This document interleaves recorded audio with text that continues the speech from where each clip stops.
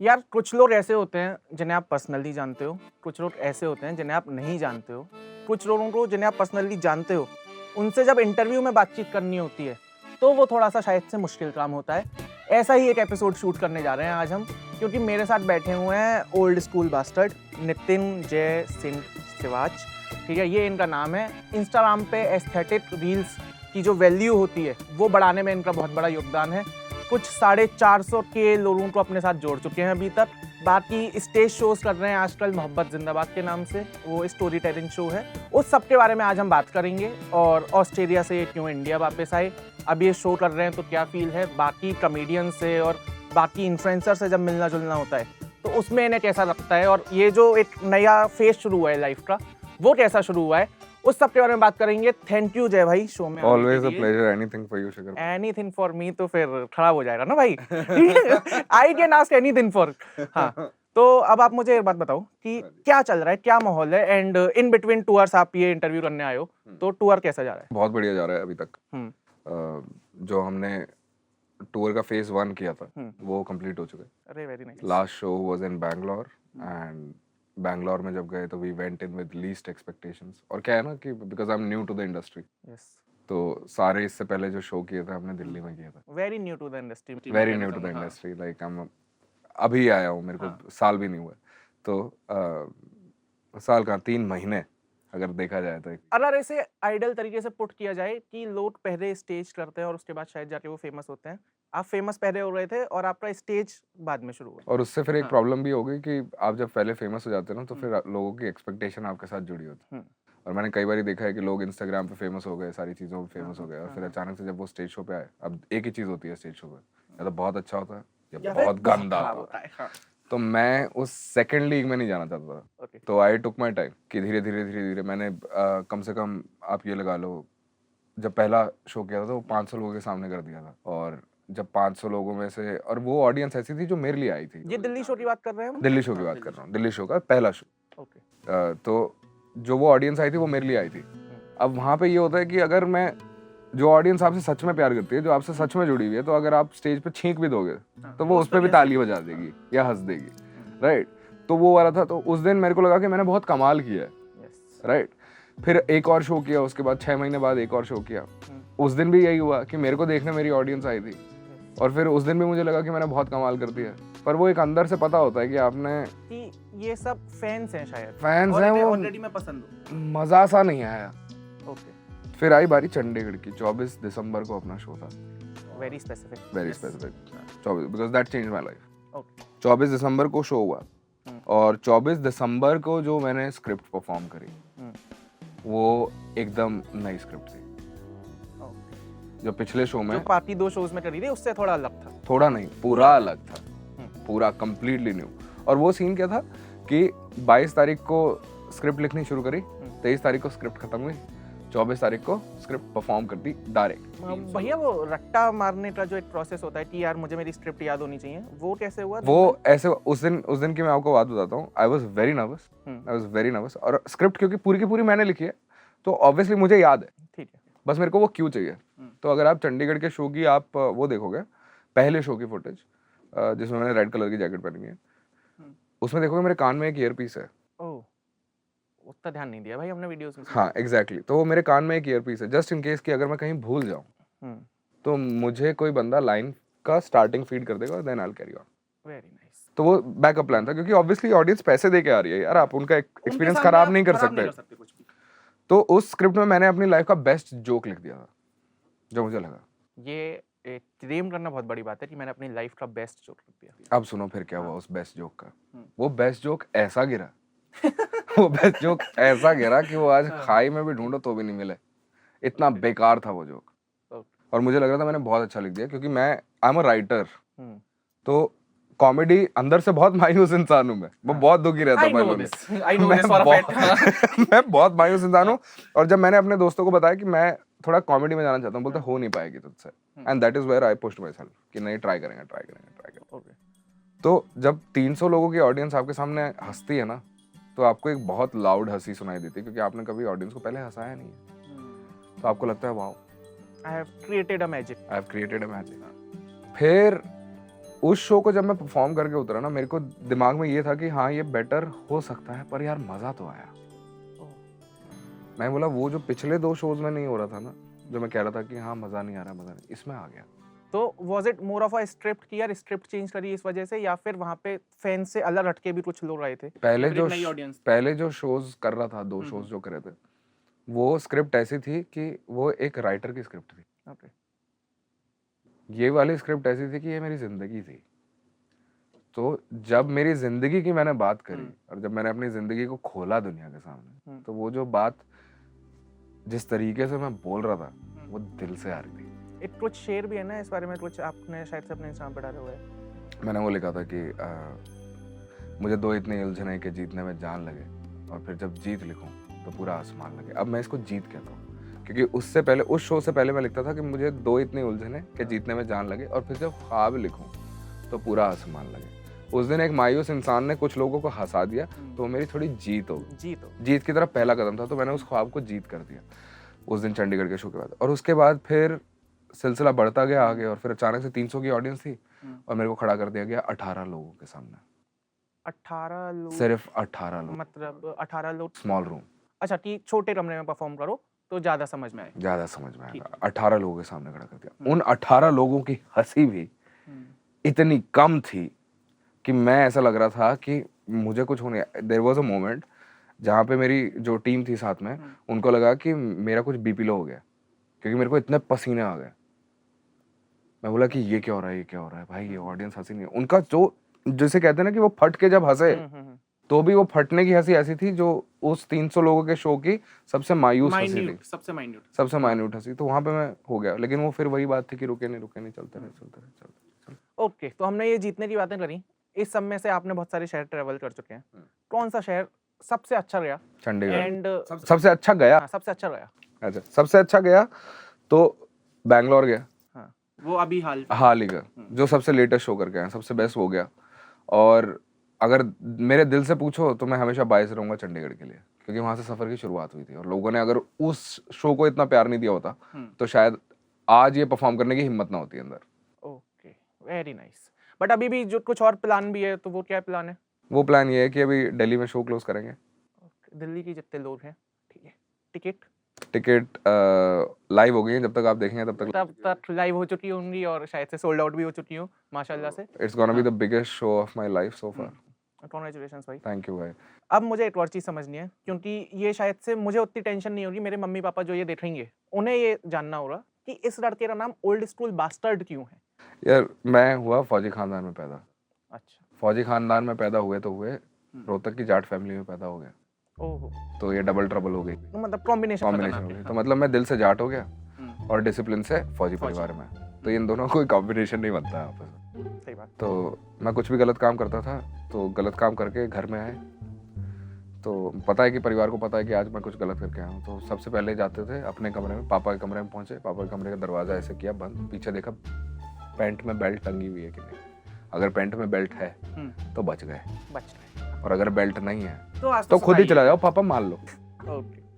तो पापा जब मारते थे तो हमेशा ब्लडी और बास्टर्ड चलता था, तो वो कहीं ना कहीं टिका रह गया दिमाग में। तो it became one of my. पापा भाई हमारे तो हिंदी में मारते थे हमें, ठीक है, हाथ वाथ का जो भी, हमारे तो अरे हिंदी में मार रहे थे। आप बहुत खुशनसीब हैं कि हरियाणवी में मारनी पड़ी आपको। कुछ भी हम तो भाई भैंस के पास जाते थे, भैंस पूंछ से मार देती थी। अरे भैया ये वाली तो हमारी परवरिश नहीं हुई है इस तरीके की, ठीक है, उतने तभी शायद हम सख्त नहीं बन पाए। बहुत मतलब क्या ही बताएं आपको, बहुत किस्से। बट ये जब इंस्टाग्राम पे नाम रखा गया ओल्ड स्कूल बास्टर्ड, तो वो पहले से सोचा हुआ था या रखा हुआ था उसके बाद फेमस हो गया? नहीं, जब काम चलना शुरू हुआ? नहीं, ये हुआ क्या, पहले इस अकाउंट का नाम होता है जय सिंह नितिन। जय सिंह नितिन। इसका कुमार विश्वास। हाँ, कुमार विश्वास भाई। तो उसे हाँ बता, काट देना ये हंसी। तो जय सिंह नितिन का जो था वो अकाउंट होता था, और उस टाइम पे मोटरसाइकिल पे इंडिया ट्रैवल कर रहा था। अच्छा। और फिर क्या होता था कि एक बार बहुत अजीब सा इंसिडेंट हो गया था, किसी ने ना हाईवे पे रोकने की कोशिश करी, कोई फैन था जिसने गाड़ी का नंबर पहचान लिया, बाइक का नंबर पहचान लिया, और उसने रोकने की, और वो रोकने की कोशिश ऐसे करी कि भाई मेरे को ऐसा खतरा सा हो गया कि मैं गिर विर ना जाऊं। मुझे लग रहा है कि कोई रैंडम बंदा एक अननोन जगह पे मुझे रोक रहा है, क्योंकि मेरे दिमाग में वो था नहीं कि मुझे कोई जानता है। और उसने रोकने की कोशिश ऐसे करी कि भाई मेरे को थोड़ा सा थ्रेटनिंग से हो गया। तो फिर मेरे दिमाग में एक आइडिया आया था कि मैं अपने पेज से अपना फेस हटा दूंगा, अपना नाम हटा दूंगा। तो उसके बाद मैंने फोटोज डालनी शुरू करी विदाउट माई फेस। अगर फेस आ भी रहा है तो कवर्ड, कभी बाइक की नंबर प्लेट की फोटो नहीं डालनी। और जहाँ पे नाम लिखते हैं वहाँ पे लिखा हुआ था मैन विदाउट अ फेस। और फिर एक दिन पता नहीं आइडिया आया दिमाग में, मैंने बोला कि ख्यालात तो दादी की कहानियों में जीने वाले हैं और हूँ तो पापा का बेटा, तो old school bastard. Old school bastard, तो ये है कॉम्बिनेशन कि दादी ने दे दिया ओल्ड स्कूल एसेंस और बास्टर्ड बास्टर्ड पापा पिताजी की तरफ से। Very nice. बट ये चेहरा नहीं दिखाऊंगा, नाम मतलब इंडिया ट्रैवल करूंगा बाइक पे। उस सब के बाद बीच में शायरी, रील्स एंड स्टोरी टेलिंग, ये तीनों चीजें कहाँ से आई और वो कहाँ फटी कि मतलब यार उस दिन पता चला कि यार ये तो बहुत उनको पसंद आ रहा है? जब कहानियाँ लिखने का शौक शुरू से रहा, क्योंकि दादी हमेशा सुनाती रहती थी कि बेटा ऐसे होता था, बेटा ऐसे होता था। और हम लोग की आदत है, जैसे हम आज बैठे हुए तो ऐसी दादी बैठी होती थी और यहाँ पे फर्श पे हम सब बैठे होते थे। दादी कह रही थी, दादी का एक उसूल होता, दादी हमेशा कहती थी कि पूछो, और फिर हम कहते थे फिर क्या हुआ, पूछो फिर क्या हुआ। तो दादी ऐसे कहानी बताती थी, फिर क्या हुआ? हाँ। तो फिर उसमें जब आगे आगे कहानियों से हम सीखते गए, तो उसमें जब जिंदगी में धीरे धीरे आगे बढ़ते गए तो कहानी लिखने का शौक हमेशा से रहा। तो जब मैं इंडिया भी ट्रैवल कर रहा था तो मैंने उसको कभी ये नहीं देखा कि मैं ट्रैवल कर रहा हूँ, मैंने उसको एक कहानी की तरह देखा। और तो जब मैं फोटो डालता था कैप्शन में एक बहुत बड़ी कहानी लिखता था उस दिन की, हमेशा एक अलग अलग। Every day is a new story वाली बात। और जो लोग देख रहे हैं, आप इंस्टाग्राम पे सर्च करेंगे जस्ट पाखी जब आप सर्च करेंगे इंस्टाग्राम पे, तो उस पर आपको मेरी बहुत पुरानी पोस्ट मिलेंगी। उसमें आप देखेंगे कैप्शंस में मैंने कहानियां लिखी हैं। तो ये 2016-2017 की पोस्ट मिलेंगी आपको। तो हर कैप्शन में अलग कहानी है। तो उस तरीके में कहानियां लिखा करता था। और वो क्या होता था, कई बार कहानी लिखते लिखते आप कुछ राइमिंग में लिख देते थे, तो वो पोइट्री बन गई। ऑटोमेटिकली एक दिमाग में assumption होता है कि anything that rhymes is a poem, right? पर ऐसा पोम, या वेरी नाइस। हम तो पोयम ही बोलते हुए आ रहे हैं, पोम। ओके, मेरे को भी करेक्ट किया था किसी ने। बहुत बढ़िया जगह पे करेक्ट किया था। लड़कियों ने ही किया होगा शायद से, वो ही कर पाती हैं। बहुत खूबसूरत थी वो। लिखता गया तो लोगों को बड़ा मतलब ऐसे उन्होंने पहली बार देखा कि कोई ऐसा मोटरसाइकिल राइडर भी है जो इंडिया ट्रैवल कर रहा है, and he is literally backpacking on a motorcycle. आप समझ रहे हो? ओके, कि अपना पूरा घर मोटरसाइकिल पे लेके चल रहा है, बस्ता सब कुछ पैक, सब कुछ है। डेली स्टोव से लेके एलपीजी का छोटा वाला सिलेंडर भी था मेरे पास। तो वो सब मैं लेके ट्रैवल कर रहा था, सब घूम रहा था। और मोस्टली जगह पे 70% जगहों पे मैं कैंप करता था, कैंपिंग करता था। और फिर यहाँ से कहानियां बिल्डअप होनी शुरू हुई। और फिर एक दिन जस्ट पाखी, जो मैंने हैशटैग बताया, तो पाखी वाज अ कैरेक्टर। और कई बार क्या होता था कि मेरे को पाखी वाज अ कैरेक्टर कहाँ का? Imaginary character. उसको उसकी भी एक अलग कहानी मैंने अपने पॉडकास्ट में भी बताई हुई है कि वो एक्चुअली शुरुआत कहाँ से हुई। तो जब वो वाला कैरेक्टर बना, धीरे धीरे आगे चलती गई कहानी, तो एक दिन मेरे दिमाग में ऐसे ही आया कि इसको रिकॉर्ड कर लेते हैं, कहानी लोगों को रिकॉर्ड कर लेते हैं। और वो मैंने रिकॉर्ड कर दी। और एक मेरे भाई का बहुत पुराना आइडिया था कि भाई जब भी आप किसी चीज़ को मतलब बोल रहे हैं तो उसके पीछे म्यूजिक डाल दो, तो कूल हो जाता है। कूल हो जाता है। नहीं, उसका रीज़न ये था, कूल तो हो जाता है। शुरू में क्या हुआ था, कॉलेज में हम लोगों के पास जा रहे हैं, मैंने बोला कि यार मैंने कविता लिखी है, सुनेगा? पता पे जाना, कविता लिखी है, सुनेगा? जाना। फिर हमने क्या किया, उसी कविता को रिकॉर्ड किया, उसके नीचे जिंदगी ना मिलेगी दोबारा का म्यूजिक लगाया और सीडी बांटी।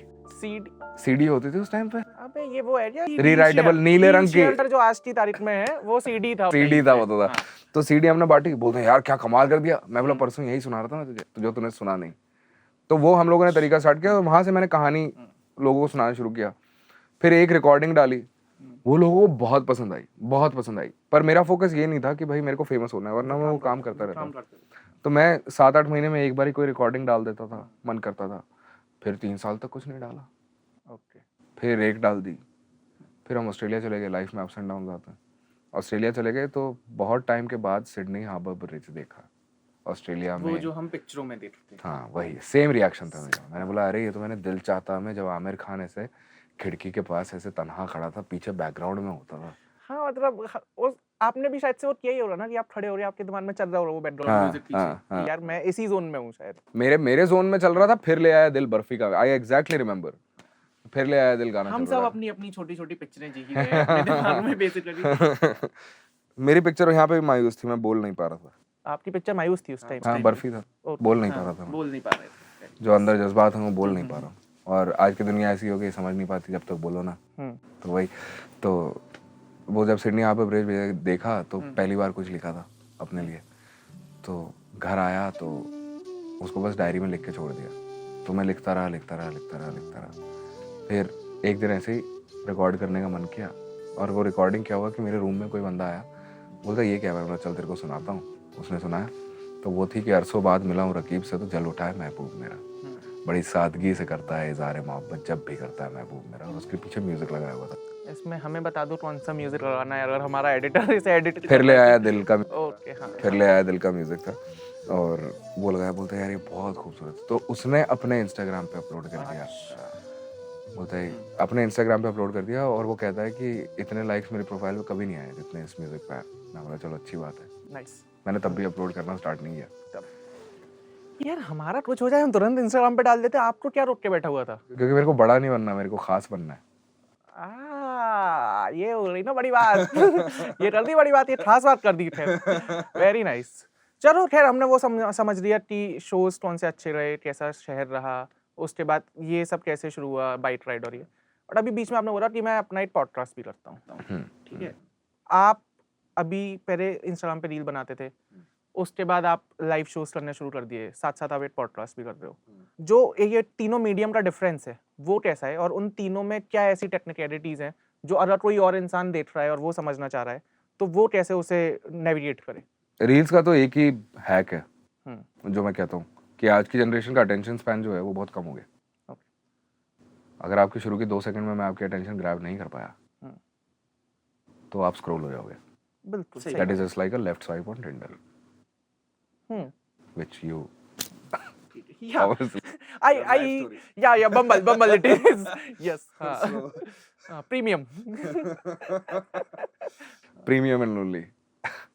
अरे यार भाई, हाँ तो when तो अगर आपने शुरू के 2 सेकंड में किसी की अटेंशन ग्रैब नहीं करी तो वो लाइक शेयर कमेंट भूल जाओ, आपके बोलने से नहीं होगा, क्योंकि आप वो वीडियो के एंड में बोलते हैं, वहां तक ऑडियंस पहुंची नहीं पहुंची। रील्स का ये है। सो दूसरा आ गया आपका पॉडकास्ट। पॉडकास्ट में क्या है, अब किस तरीके का आप पॉडकास्ट बना रहे हो? क्या मैं उस पॉडकास्ट को ऑफिस जाते हुए सुन सकता हूँ, या फिर उस पॉडकास्ट को मैं तब सुनूं जब मैं ऑफिस से थका हारा घर आ गया हूँ, 10 बज चुके हैं और मेरे पास बम्बल प्रीमियम का सब्सक्रिप्शन है पर मैं फिर भी अकेला क्या मैं तब सुनूं? तो वो है मेरा पॉडकास्ट कि आप जब थक गए हैं, थकान हो गई है, तो आओ बैठो सुनो, और ये जानो कि आप दुनिया में अकेले नहीं है, एक और है आपके जिससे आप रिलेट कर पाओ। क्योंकि उस जो मैं पॉडकास्ट करता हूँ उसकी कोई स्क्रिप्ट नहीं होती है, I just sit in front of the, क्योंकि शौक रहा हमेशा से। हाँ, बतूनी आदमी है तो हाँ बस वही बैठे रहे और वो बोलता गया, फिर मैं उस पूरी रिकॉर्डिंग को जो 60 मिनट की आपने जो बातें करी है उसकी जो भी करी है, हाँ, उसमें बकवास भी रही होगी। तो फिर उसके पॉडकास्ट में क्या होता है ना कि अगर मैं पॉडकास्ट रिकॉर्ड कर रहा हूँ, मैं आपसे बात कर रहा हूँ, अगर मैं एक सिंगल चैनल पॉडकास्ट रिकॉर्ड कर रहा हूँ जिसमें सिर्फ मैं बोल रहा हूँ, तो मैं अपनी बातों के बीच में इतना बड़ा गैप नहीं ले सकता कि वो एक साइलेंस महसूस हो जाए, राइट? तो अगर 5 सेकंड का गैप है तो वो तो बहुत लंबा गैप हो गया, तो मैं उसके बीच में जो मेरी ब्रीदिंग है उसको क्रॉप करता हूँ, जो बीच में जो बड़ा गैप है उसको छोटा करता हूँ, तो वो एक फ्लो बना के वो 60 मिनट की रिकॉर्डिंग मैं लेके आता हूँ 27 से 28 मिनट में। ओके। और फिर उसको डालता हूँ पॉडकास्ट पे। अब पॉडकास्ट क्या है, it's not something that will go viral until unless there is a face to it, until unless you are recording it, वो तब तक नहीं जाएगा। लेकिन अगर आप उस इंटेंशन से कर नहीं रहे हो, आपको स्पॉटिफाई पे वो बनना है कि हाँ, जब आपके पास एक वीडियो का एडवांटेज नहीं है, उसके बाद अगर कोई आपको फॉलो कर रहा है ना, तो आपको ये पता होना चाहिए कि वो आपका एक हार्डकोर फॉलोअर है। मतलब आज के टाइम में ऑडियो को वो उतनी इंपॉर्टेंस देना जब सब कुछ विजुअल है, हाँ, वो बहुत बड़ी चीज है। वो एक हार्डकोर फॉलोअर है आपका। तो आज की डेट में अपने स्पॉटिफाई पे अराउंड है समवेयर अराउंड 36,000 followers के आसपास, which is a big number, which is a lot on Spotify, and we've got streams of somewhere around I think more than 20-24 million के आसपास। तो वो जब आई टू मच ऑन, मतलब अगर किसी को पॉडकास्ट मैट्रिक नहीं पता है तो ये जो 24-25 मिलियन का नंबर है ये बहुत ज्यादा होता है एक सिंगल पॉडकास्ट के लिए। That also tells us that how many Shikhar Varshney are there in the world who are relating with the kind of content that I create. Yes. कि रात को मैं अकेला हूँ, बहुत तन्हा हो रहा है, मशहूर हो रहा है, वो लड़का गांव से शहर हो रहा है। हाँ यार, गाँव से शहरी होते जा रहे हैं हम। तीसरा हमारा मीडियम रह गया भाई live show. Live shows. So live shows is a struggle. Live shows is a struggle. आप स्टेज पे जाने से पहले बता नहीं सकते हो। ये सेम स्टोरी चंडीगढ़ की ऑडियंस को फाड़ के आई है। चंडीगढ़ की ऑडियंस ऐसे हो गई, क्या कर दिया क्या कर दिया क्या कर दिया। फिर आप किसी नए शहर में जाते हो, फिर स्टेज पे चढ़ते हो, अब आपका माइंडसेट वो है कि चंडीगढ़ में तो किल करके आया। फिर आप आए शहर में, अरे यहाँ तो किल हो ही जाएगा जब चंडीगढ़ किल कर दिया, और फिर वहां आप ऐसा पिटते हो। और ये पिटाई शायद से दिल्ली शहर में ज्यादा होती है यार दिल्ली की ऑडियंस का सीन क्या है ना, अब ये आप बिल्कुल रिलेट करोगे क्योंकि ये आप ही हो, और आप समझो कि आप हमारे लिए कितना मुश्किल हो जाते हैं कभी कभी। ऐसा हो जाता है हम कर रहे हैं स्टेज पे परफॉर्म, और दिल्ली की ऑडियंस एक लौती ऐसी ऑडियंस है जो सारे शहरों से बिल्कुल अलग है। दिल्ली की ऑडियंस आएगी, हाँ चल तू परफॉर्म कर तू सुना हमें, तू सुना, तू हंसाएगा चल तू हंसा के दिखा। तो मतलब आर्टिस्ट के कोई वो कई बार ऐसा हो जाता है कि आप छोटे रूम में परफॉर्म कर रहा था एक बारी, और 20 शोज क्या थे, वो शोज नहीं थे, वो स्मॉल रूम्स थे, मतलब 18 20 लोगों की ऑडियंस। मैं बोला दिल्ली ने मुझे मार मार के इतना कैड़ा बना दिया था कि जब मैं मुंबई में गया मैंने बोला आए हाय कितने प्यारे हो तुम लोग ये थोड़ा सा मुझे जाकिर खान ने स्टोरी दिख रही है इसमें कि भाई मैं दिल्ली से बहुत जल्दी लोग गया था, तो इस चक्कर में मुंबई की बेइज्जती नहीं लगी मुझे। मुंबई में तो मैंने पता नहीं कोई तो लाइन बोली थी, ऐसी कोई लाइन बोली थी, उस लाइन पे हंस गए। मैंने बोला इसमें क्या फनी था, ये तो मुझे फनी नहीं लग रही, मेरे अंदर का दिल्ली वाला कह रहा है कि इसमें क्या फनी था। हाँ एक अपनी निराह भी तो है ना कि मैं भी दिल्ली के हिसाब से ही सोच रहा हूँ, वही वाली। बट खैर अगर हम ये सब बात कर रहे हैं तो कुछ ऐसे लोग होंगे ना जिनकी रील्स आपको बहुत पसंद है, या जिनके पॉडकास्ट बहुत पसंद है, जिनके लाइव शोज बहुत पसंद है। वो तीनों मीडियम में कौन लोग ऐसे हैं जिन्हें देख के जिनका काम बहुत पसंद आता है? मुझे जिनका काम, because I am a story teller, तो मेरे को जाकिर भाई की स्टोरी टेलिंग बड़ी पसंद है। ऐसे जाकिर भाई के बारे में बात करेंगे, ऐसे बात करेंगे, है ना? ठीक है भाई, जाकिर भाई की स्टोरी टेलिंग बहुत पसंद है।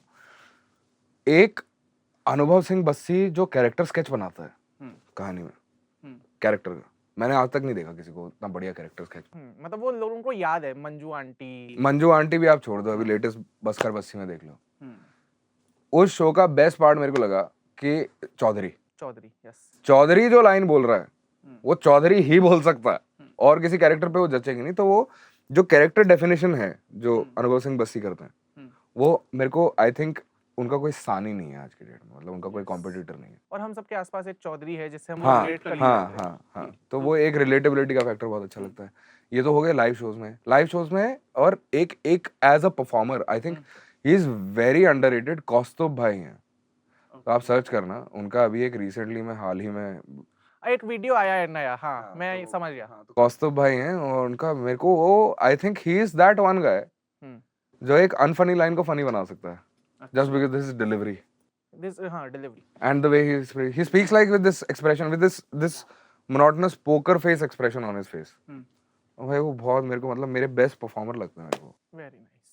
And podcast भाई? पॉडकास्ट में मेरे को एक मैं ज्यादा इंडियन पॉडकास्ट इतने नहीं सुनता, पर 2 पॉडकास्ट मेरे को बहुत अच्छे लगते हैं, और वो दोनों अब्रॉड के हैं। एक है द जॉर्डन हार्बिंजर शो, बहुत प्यारा है वो, बहुत प्यारा। मतलब वो एक उन्होंने पॉडकास्ट किया था, माय फेवरेट मैं बता रहा हूँ।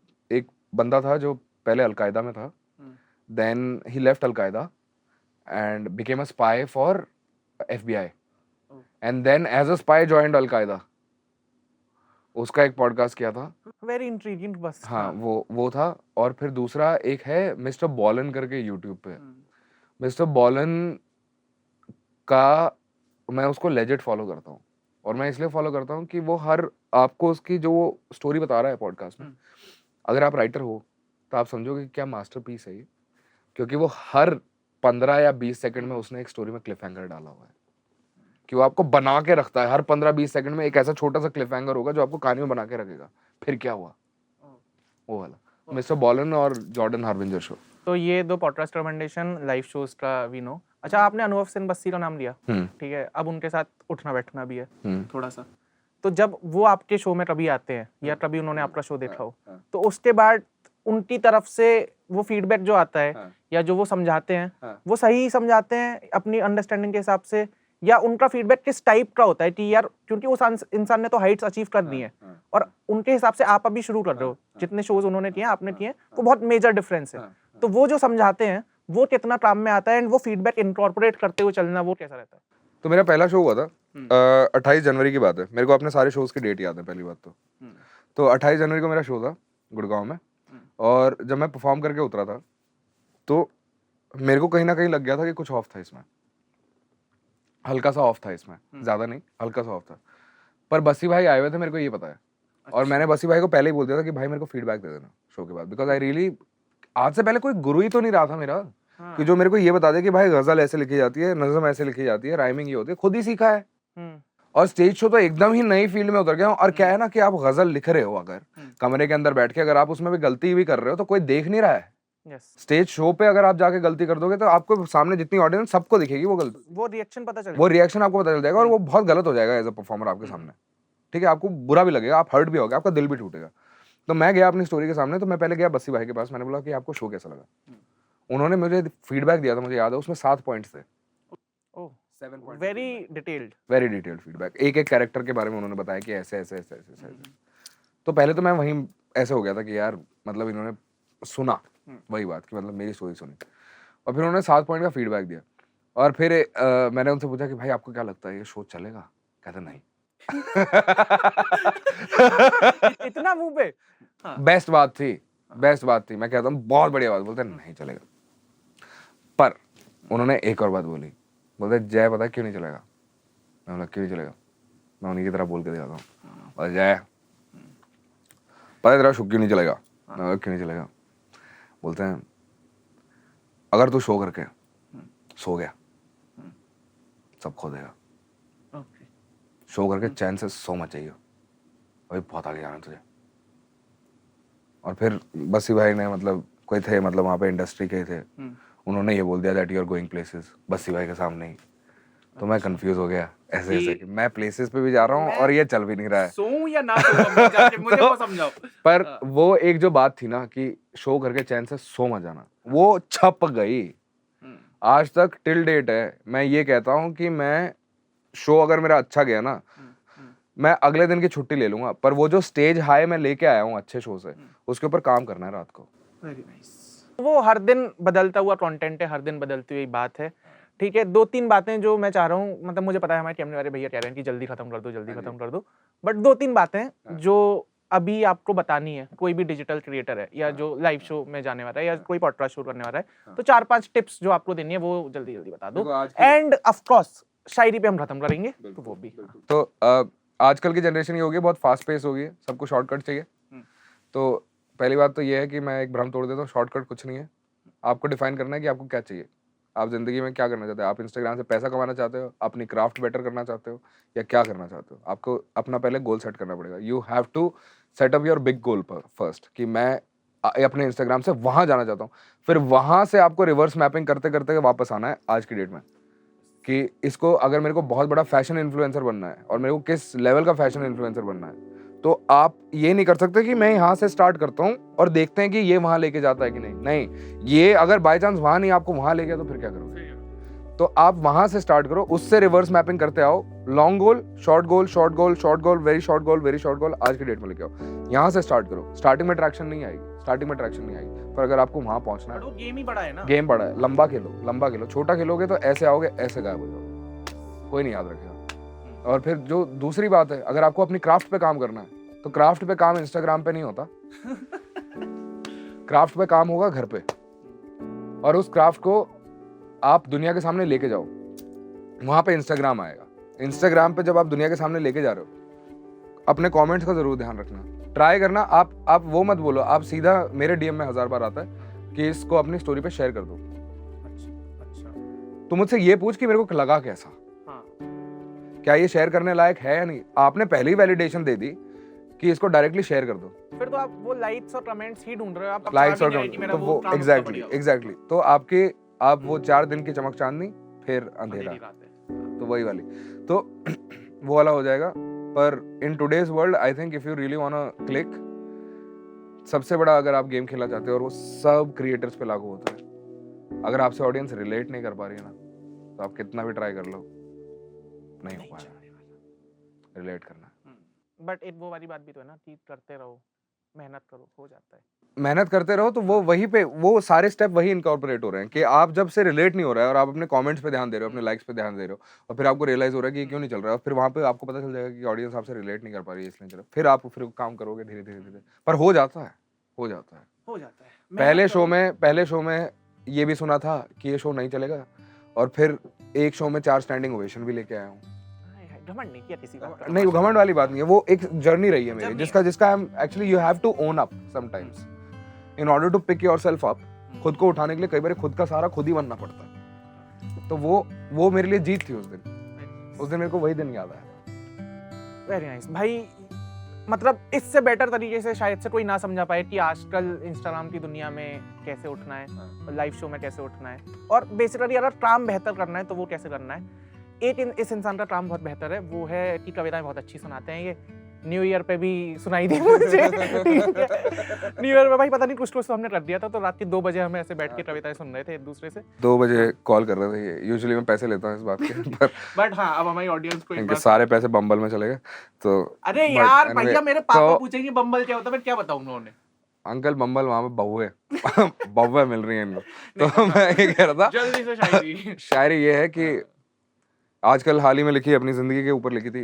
इंसान पे कभी कभी टूटे हुए थे, तो तब मैंने लिखी थी कि मैं जिस मिट्टी का बना हूँ वो मिट्टी इतनी भी सस्ती नहीं, कि मैं जिस मिट्टी का बना हूँ वो मिट्टी इतनी भी सस्ती नहीं, जो टूट कर बिखर जाए ऐसी मेरी भी हस्ती नहीं।